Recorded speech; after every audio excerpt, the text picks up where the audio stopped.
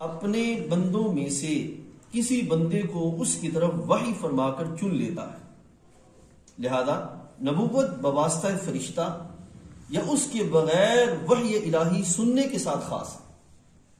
یہ ہے نبوت کیا ہے؟ وحی الہی بذریعہ فرشتہ جو اس کے بغیر وحی الہی کو سننے کے ساتھ خاص ہے، ٹھیک ہے۔ پھر اگر اس کے ساتھ اس وحی کی تبلیغ کا بھی حکم دیا جائے تو وہ رسول ہو جاتا ہے، سمجھا؟ یہ فرق ہے۔ جو نبی ہوگے ان کے لیے وحی نبوت کا ہونا ضروری ہے، اور اگر باقاعدہ آگے ان کو تبلیغ کا حکم دیا جائے تو پھر وہ باقاعدہ آگے بڑھتے ہوئے رسول ہو جائیں گے، ٹھیک ہے۔ اور جہاں ساتھ یہ بھی علامہ قاری نے شرافی کا اکبر میں فرمایا کہ نبوت کو رسالت پر مقدم کرنے میں اس امر کی طرف ہی اشارہ ہے کہ نبی رسول سے عام ہے۔ 1,00,000 کم و بیش 24,000 انبیاء علیہ السلام نبی ہوئے، لیکن ہر نبی رسول نہیں ہوئے، سمجھا؟ اب وہ 1,24,000 کم و بیش انبیاء علیہ السلام ہے، ان کے لحاظ سے کیا معاملہ ہوا کہ وحی نبوت ان تک پہنچی، وہ فرشتے کے ذریعے آئی ہو یا بغیر فرشتے کی معاملہ ہو، وہ وحی نبوت ان تک پہنچی تو وہ کیا ہوئے؟ نبی ہو گئے، ٹھیک ہے۔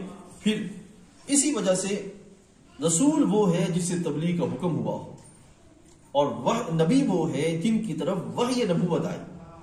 یہ آپ نے فرق جاننا ہے، نبی وہ ہے جن کی طرف وحی نبوت آئی، اور رسول وہ ہے جن کو آگے اس وحی کا تبلیغ کا حکم آ جائے، ان کو کہیں گے کہ وہ رسول ہے۔ تو یہاں پہ فرماتے ہیں کہ ہر نبی رسول نہیں ہوتے، ہر نبی رسول نہیں ہوتا، لیکن ہر رسول نبی علیہ السلام ضرور ہو، یہ آپ نے جاننا ہے۔ ہر نبی رسول نہیں ہوتا، لیکن ہر رسول نبی ضرور ہوتے ہیں، ٹھیک ہے۔ انبیاء علیہ السلام کی تعداد کتنی ہے؟ 1,00,000 کم و بیش 24,000، ایگزیکٹ نہیں کہنا، 1,00,000 کم و بیش 24,000 انبیاء علیہ السلام، 1,00,000 کم و بیش 24,000 انبیاء علیہ السلام، اور ان میں کتنے رسول ہیں؟ 313 رسول ہیں، ٹھیک ہے۔ یہ آپ نے یاد رکھنا ہے اس کیفیت کو۔ یہاں سے آگے بڑھتے ہوئے میں آپ کے سامنے یہ رکھتا ہوں کہ کچھ چیزیں وہ ہیں جو نبوت کے اوصاف میں سے واجب کی حد تک ہے، واجب ہیں، ان کو ماننا ہر حال میں لازم ہے، اور وہ ان کے علاوہ غیر نبی کے لیے ماننا گمراہی ہے۔ وہ اوصاف، وہ تقریباً 7 کے قریب اوصاف ہیں جو اختصار کے ساتھ آج ہم پڑھیں گے، ٹھیک ہے۔ یہی بات پڑھتے ہوئے ہم اپنی بات کو آج مکمل کریں گے۔ سب سے پہلا جو وصف ہے نبی علیہ السلام کے لیے وہ ہے کہ نبی جو ہوتے ہیں وہ معصوم ہوتے ہیں۔ نبی کیا ہوتے ہیں؟ معصوم ہوتے ہیں۔ 2 کائنات کے اندر اللہ تعالیٰ جل وعلا کی مخلوقات میں سے 2 مخلوق ایسی ہیں، مبارک مخلوق جو کہ معصوم ہیں، ایک ہیں اللہ کے فرشتے اور ایک ہیں اللہ کے نبی علیہ السلام۔ اللہ کے نبی علیہ السلام کے علاوہ کوئی اور فرد کتنا ہی مبارک، کتنا ہی پاکیزہ شخصیت ہوں، وہ معصوم نہیں، محفوظ ہے، ٹھیک۔ اب معصوم کا مطلب کیا ہے؟ یہ انشاءاللہ آگے بڑھتے ہوئے اس کی پھر وضاحت کریں گے۔ ایک ہے معصوم اور ایک ہے محفوظ۔ انبیاء علیہ السلام سارے کے سارے معصوم ہیں، اور انبیاء علیہ السلام کے علاوہ جو مبارک افراد ہیں وہ آل بیت اطہار میں ہوں، اصحاب رسول علیہ السلام میں ہوں، یا جو کبار اور یہ کاملین ہیں ان میں، وہ سارے کے سارے محفوظ ہیں۔ اب معصوم ہونے کا مطلب کیا ہے؟ معصوم ہونے کا مطلب کیا ہے؟ یہ آپ نے ذرا غور سے سننا ہے اور سمجھنا ہے۔ انبیاء علیہ السلام کس چیز سے معصوم ہے؟ اللہ تعالیٰ کی ذات و صفات سے انجان ہونے سے، اس سے معصوم ہے، اللہ تعالیٰ کی ذات و صفات کے انجان ہونے سے، اور ایسی حالت پر ہونے سے جو ذات و صفات باری میں سے کسی شے کے علم اجمالی کے منافی ہو، وہ نبوت ملنے کے بعد یا قبل نبوت، جو امور شرع ان انبیاء نے مقرر فرمائے اور جو وحی اپنے رب کی طرف سے پہنچائی، اس میں سے کسی شے کے علم کے منافی حالت پر ہونے سے بھی معصوم ہے۔ یعنی کہ ایک حکم اللہ تعالیٰ کے نبی علیہ السلام پر اللہ کی طرف سے وحی کی صورت میں آنا تھا، تو اس حکم کے لحاظ سے وہ پہلے ہی اس حالت میں تھے۔ ایسا نہیں ہوا کہ پہلے وہ کسی اور حالت میں ہو اور پھر حکم کوئی اور آ گیا ہو، ایسی کیفیت ہے۔ اس لحاظ سے وہ معصوم ہے. اور دانستہ اور نادانستہ طور پر خلاف واقع بات کہنے سے معصوم ہے. ارادتاً غیر ارادی طور پر ایسی بات جو خلاف واقع ہو، خلاف واقع بات کہنا ہی جھوٹ ہوتا ہے، اور انبیاء علیہ الصلوۃ والسلام اس کیفیت سے معصوم ہیں. ٹھیک. پھر جب سے اللہ نے انہیں نبی بنا کر بھیجا، ان کا جھوٹا ہونا یہ محال ہے، یہ ممکن نہیں. جب سے نبی بنایا تب سے ان کی یہ شان ہے کہ جھوٹ ان کے قریب سے بھی نہیں گزرا، یہ ان کی شان. اور قبل نبوت بھی وہ اس سے یقیناً منزہ ہیں، اور کبیرہ گناہوں سے اجماعاً اور صغیرہ گناہوں سے تحقیق کی روح سے منزہ ہیں. یعنی کہ نہ کبیرہ گناہ ہے نہ صغیرہ گناہ.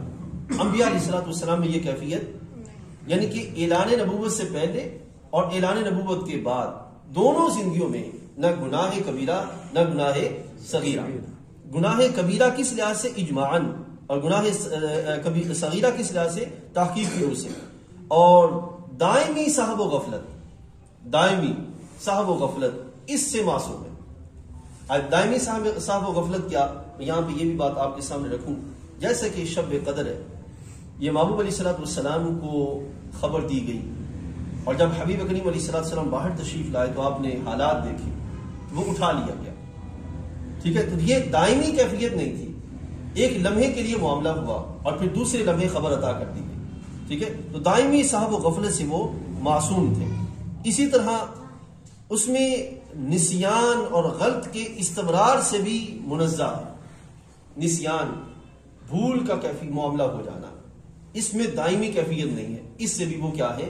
معصوم ہے. یہ ہے معصوم کا وہ معاملہ کہ انبیاء علیہ الصلوۃ والسلام کس لحاظ سے معصوم کی کیفیت میں. پہلا وصف ہے ان کا کہ وہ معصوم ہے. دوسرا وصف یہ ہے کہ ہمیشہ صدق ان کے ساتھ ہے، وہ سچے، ہمیشہ صدق، سچائی. ہمارے نبی علیہ السلام کا تو لقب ہے ھذا صادق الوعد والامین، کہ یہ سچے وعدے والے اور امانت دار ہیں. ٹھیک ہے. تو یہ صدق دوسرا لفظ ہے کہ وہ ہر حال میں، ہر دور میں، زندگی کے ہر لمحے میں سچا ہونا ان کے لیے لازم ہے. آپ کے ذہن میں خیال آئے گا کیوں؟ اس لیے کہ ان کے ذریعے ہم تک کلام الہی پہنچنا، اور اگر کسی دور میں ان کے لیے نعوذ باللہ یہ کیفیت آ جائے تو پھر شک کا احتمال پیدا ہو جائے. اور اللہ جل وعلا ان کے لحاظ سے یہ معاملہ رکھتا ہی نہیں ہے کہ کسی دور میں بھی کوئی ایسی کیفیت پیدا ہو. اس لحاظ سے ان کے لیے ہر دور میں سچا ہونا، صدق ہونا یہ لازم ہے. یہ دوسرا وصف. پہلا وصف کیا ہے؟ معصوم ہونا. اور دوسرا وصف کیا ہے؟ ہر حال میں ان کا سچا ہو. ٹھیک ہے. آگے چلتے ہوئے تیسرا جو وصف ہے ان کے لیے جس کا ہونا ہر حال میں لازم ہے، وہ یہ ہے کہ جتنے بھی انبیاء علیہ الصلوۃ والسلام گزرے وہ سارے کے سارے مرد ہیں. وہ سارے کے سارے مرد ہیں، کوئی جن یا کوئی عورت نبی نہیں ہوئی. بعد لوگ اہل علم بعد اس طرف گئے کہ جناب سیدہ مریم بھی نبی تھیں، حضرت سیدہ آسیہ بھی نبی تھیں، سارہ بھی نبی تھیں. لیکن جو جمہور کا معاملہ ہے وہ کیا ہے کہ جو انبیاء علیہ الصلوۃ والسلام گزرے ہیں، جو ہمارے آقا مولا صلی اللہ علیہ وسلم سے، آدم علیہ السلام سے لے کر ہمارے آقا مولا صلی اللہ علیہ وسلم تک، وہ سارے کے سارے مرد ہوئے، کوئی عورت یا کوئی جن نبی نہیں ہوئے. چوتھا جو وصف ہے وہ یہ ہے، ان انبیاء علیہ الصلوۃ والسلام نے اپنے اپنے ادوار میں جو کسب کام کیے ہیں معاش کے لحاظ سے، وہ سارے کے سارے پاکیزہ، منزہ، مبرہ ہیں. یعنی کہ معاش کے لیے انہوں نے کوئی ایسا معاملہ نہیں کیا جو کہ عام لوگوں کے لحاظ سے یا لوگوں کے لحاظ سے وہ حقیر ہو، اس کیفیت کی طرف نہیں گئے.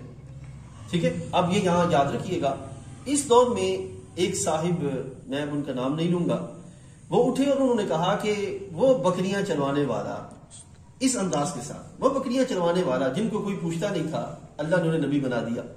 اب یہ بکریاں چرانا، یہ جو بزرگ ہیں وہ جانتے ہیں کہ یہ علاقوں کے اعتبار سے ایک پیشہ ہے اور اس کو بہترین پیشہ سمجھا جاتا ہے. اور جہاں جن علاقوں کے اندر یہی معاش کا سلسلہ ہوتا ہے، وہاں پہ باقاعدہ سرداروں کے ہاں یہ بکریاں پائی جاتی ہیں.